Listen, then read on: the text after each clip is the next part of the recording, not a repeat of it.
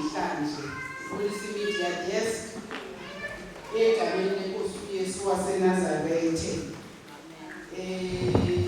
Kulisindwendwe naye umuntu olapha namhlanje ngibulisa umoya oyingcwele. Our support system.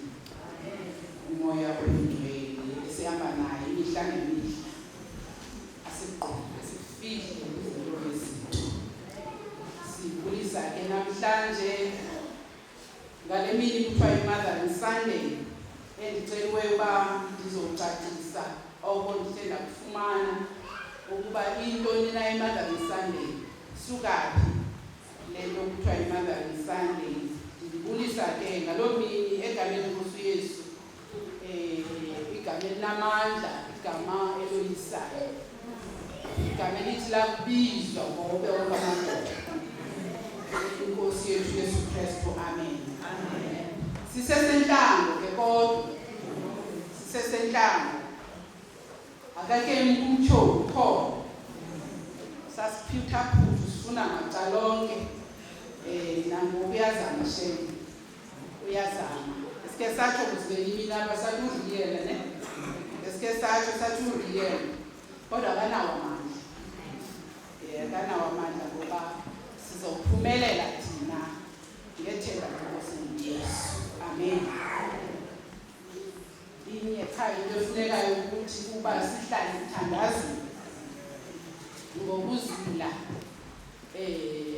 senze izinto ezisiphazamisayo sisinde kuzo ngomthandazo.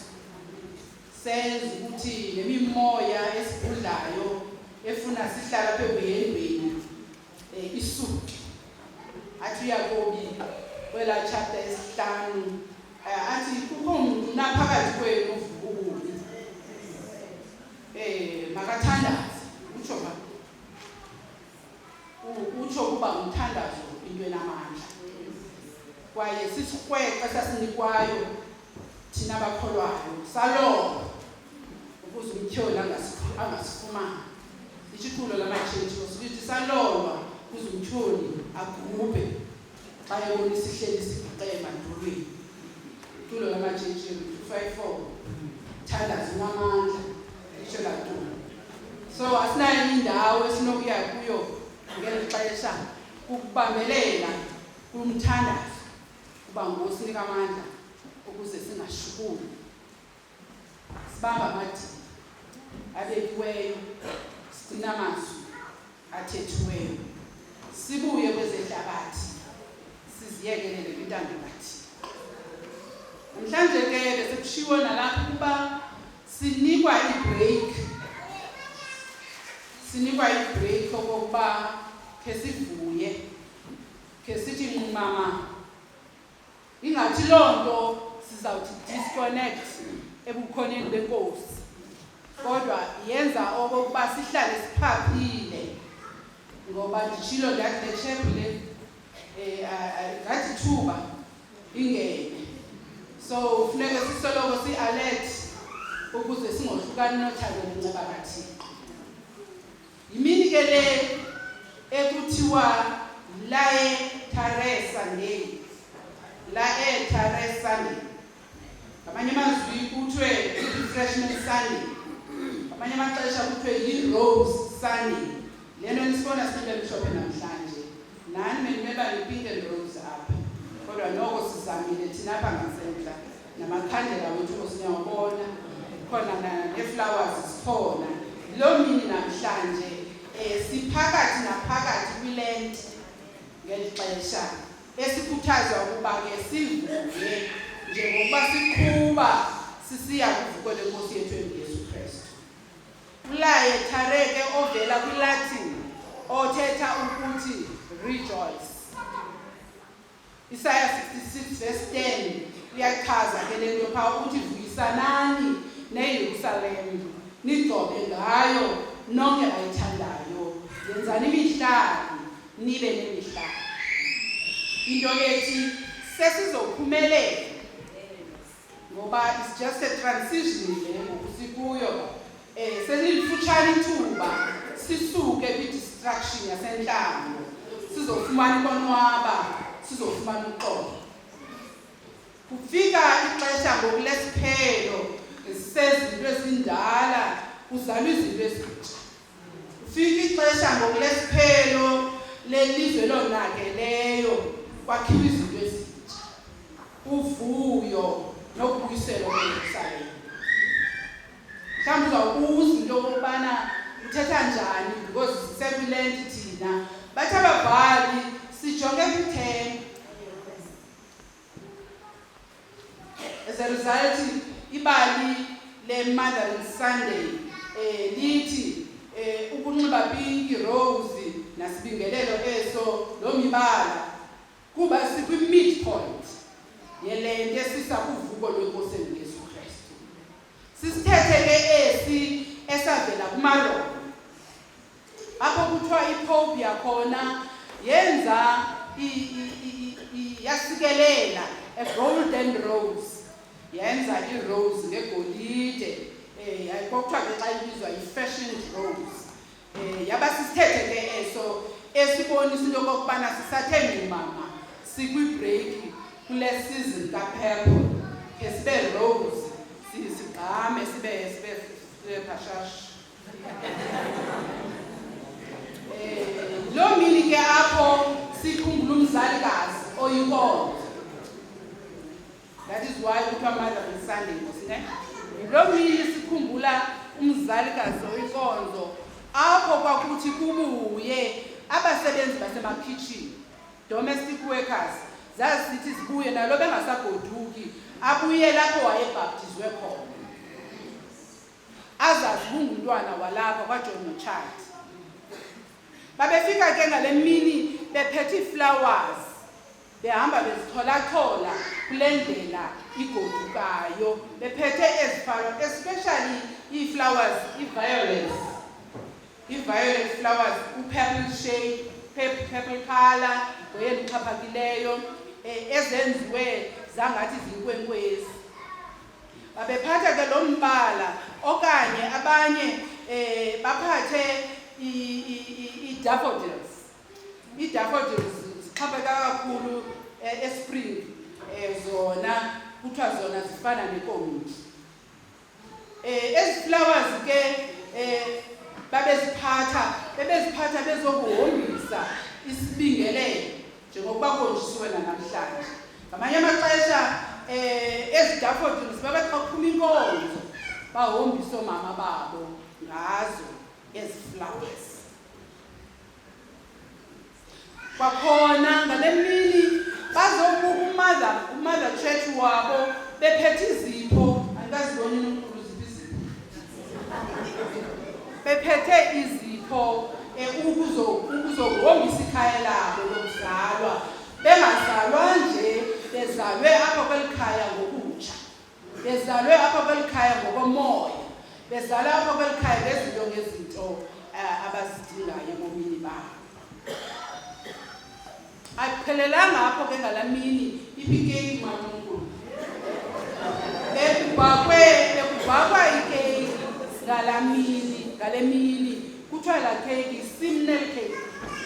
Simnel cake yiyo ibhakwa. Sasike sayenza simalaziwa. Sasiyenza sobabili tu. Yeah. Sake sayenza yalapha eKing East. Sasiyenza sobabili. Yeah. Sasibhake ikeki sisiya kwi-competition ye-conference eMothers Union. Sabhaka le cake ibhakwa namhlanje bebasawutya yona namhlanje. Kuthiwa ke yayifakwa yayiqonda mosikeki uyayixovula la ntlama yayo udibanise zonke ezanto zimnandi ne. Kuthiwa uyondlala eMosandithi uzawuza ikhekhe lakho uyondlala ibe flat. Kodwa ovela uyisonge nje i-empty zikhona izinto ozifakayo phakathi ukwenzela uba ibe nencasa le cake yakho. Kuthiwa ke kwakufakwa into ekuthiwa zimarzipan layers, 11 marzipan layers ezazifakwa kule keki. Zipakishwe ke kuthiwa zisweet, zisoft, zimuncumuncu. Before uyoqala i-ice neentoni wawuqale ufake ezi zinto ukwenzela uba le keki yakho ibalasele emnandini. Kuthiwa ke le keki nezimarzipan zazirepresenta okanye zazibonisa abafundi bakaYesu abayi-11 abathi bathembeka kuye. Kungoko ke kwavela igama lithi Mothering Sunday. It's not just Mothering Sunday, the Lietare Sunday. We are in the middle of Lent, kwazovela ke ngomngumiso ukuthi Mothering Sunday. Sisavuya sinjalo ke silapha ngosiforilizwi lenkosi. Sisavuya sinjalo sibizwa ukuba sibuye kwele gospel yanamhlanje, sibizwa ukuba sibuye kumnyama lesono. Kuba lo mbhali walevangeli ukuthi khona la verse ndaba yesine wayesihlanu ithi xa ndisehlabathini ndilukhanyiselo lwehlabathi. Ngoba as domestic workers sithetha ngazo apha, more than ukukhumbula ikhaya labo lokuzalwa, zazibuka ikhaya labo lokuxola, zazibuka ikhaya labo loyolo elingapha yakwini. Bezise ukhanyiso olungenakususwana ngezipho, ngeflowers nangobukho babo kulonkonzo. Angqinwa ke lamazwi kulavangeli kaMateyu isahluko sesihlanu 14-16 phambi kokuba athi uYesu ukukani ubumkani bamazulu sondele eyalela abakholwayo to let the light shine through good deeds ukuze azibiseke uThixo ebabiza ukuba babuye kumnyameni. Akathini zakuba lukhanyiso, uphinde uyifunda la ndawo. Akathini zakuba lukhanyiso, kodwa uthi nilukhanyiso. Into ethi our identity okanye injongo yethu intsha. Njengomzi omephezulu kwentaba ongena kufihlakala. So asimele kufihla sibane sethu, simele sifezekise injongo yethu, especially thina bomama. Sisubumnyama nakubantwana bethu. Singagxekani ngabo. Uthi kubo wakhe ngathi wenza kakuhle, ugxeko womnye. Make sibambane silwimfazwe ye-drugs. Make sibambane silwimfazwe yotywala, ngakumbi kumabhinqa. Ke silwimfazwe yotywala, ngakumbi kumabhinqa nakubantwana abancinane. You will see young girls 13, 14 bechanda bephethe izibhodi la besitratweni. Ubona lokho kubana Nkosi yami bonakele. Make sibambane silwe lidabi. Sithi nje ngokuba thina sesikhanyiselwe siye kubo siyokutyala ukukhanya kube. Sivuma u211 thabathana amandla nesikwekhe sakhe nilimfazwe niphethele ngelakhe ikhaya. Uthi lo mculi nithandazele uloyiso bomama, nithandazele uloyiso amandla kumnyama. Nikoyisi kumnyama ngesikwekhe singumthandazo.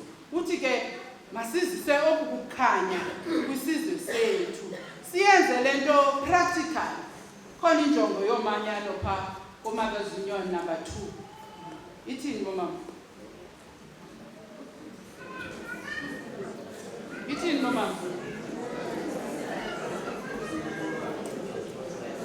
Ukukhuthaza abazali ukuba bathini bakhulisela abantwana kwinkolo nakubomi baseferekeni. Into ethetha ukuthi abantu ukufela abantwana bethu ebumnyameni sikhona. Masingadinwa ukubasondeza. Siyenze lo nto ngobulumko singabancane. Uthi ke ndilukhanyiselo lwehlabathi. Ngoba injongo ukukhanyisa ukuze luhlale luvutha ukholo lwethu ngemisebenzi emihle azukise kuThixo. uYesu kwalikhanyisa ozisa ukubona apha kuwe ngendlela ngokomoya kubantu abakholwayo. Uyakuzisa ubona ukuzise kukholo ukhanyisa uKristu ekuzisa ngokomoya. Utsho kuba ngela xesha lamayuda kuthiwa yayicommon into yokukholelwa kwi-suffering, kwingcinezelo. And loo nto ebangela into okokubana sikhule isono sibe sininzi. Ngoku uYesu apha uthatha le ngcinezelo okanye le suffering oluxinzelelo lwale ndoda ingaboniyo esifundisa kokholo nokuzukisa uThixo. Bese ngishilo ukuthi siphila kwilizwe elibhahileyo, ilizwe elingathembekanga, apho kungasoloko kuvuzwa umuntu one-good behavior. Kanti nembi i-behavior akusoloko abantu besohlwaya abo benzayo. So abo bathobekileyo bayasafarisha.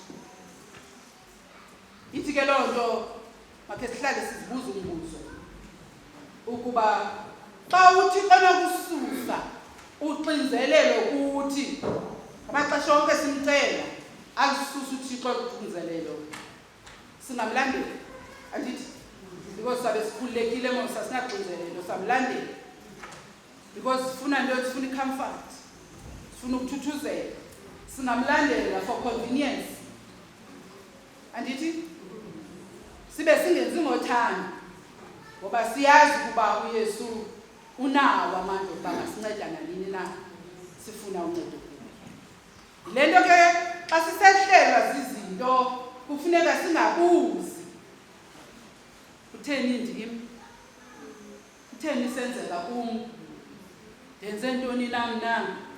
Inye into kukuba sicela uThixo asiphe amandla okucacelwa kokwenzeka kuthi ngamaxesha onke.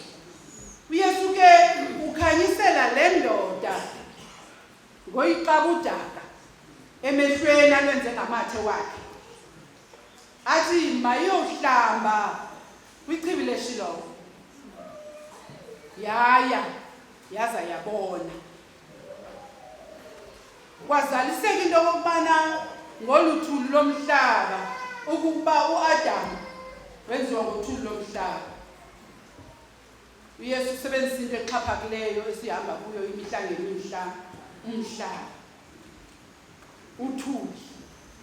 Akafuna golide nasilivere nanye into exabisekileyo, kodwa wasibonise khumbuza ukubana singabantu. Ngoko ke simele sizingce ngokusoloko silulamile, sehle ngamaxesha amaninzi sibe phansi. Akakhuthazi kuzingca uYesu apha, akakhuthazi pride, kodwa uthi we have to be humble ngamaxesha amaninzi.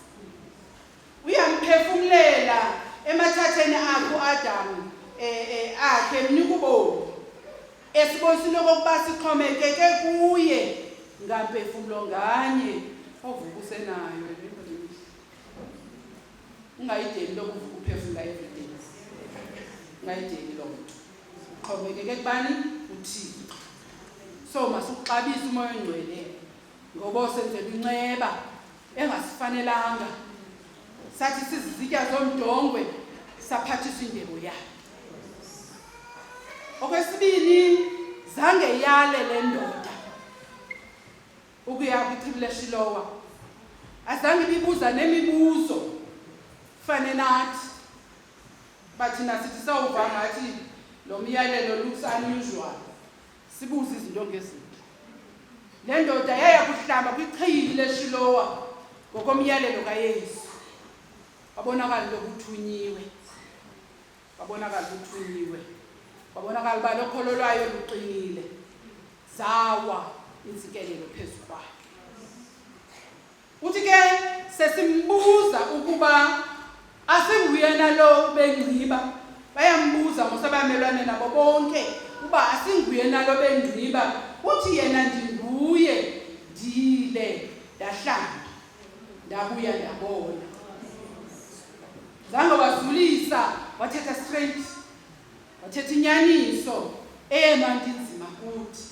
Sesiyazi right ne-wrong, kodwa hayi shem siyazulisa endaweni yokwangqina amandla kaKristu.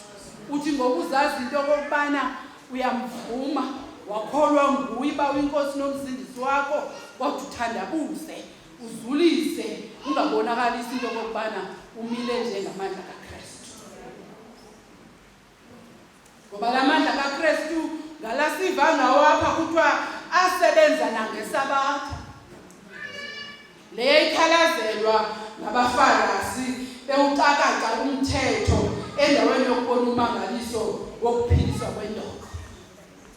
Befunyenwe kubumnyama bengamvumi uYesu.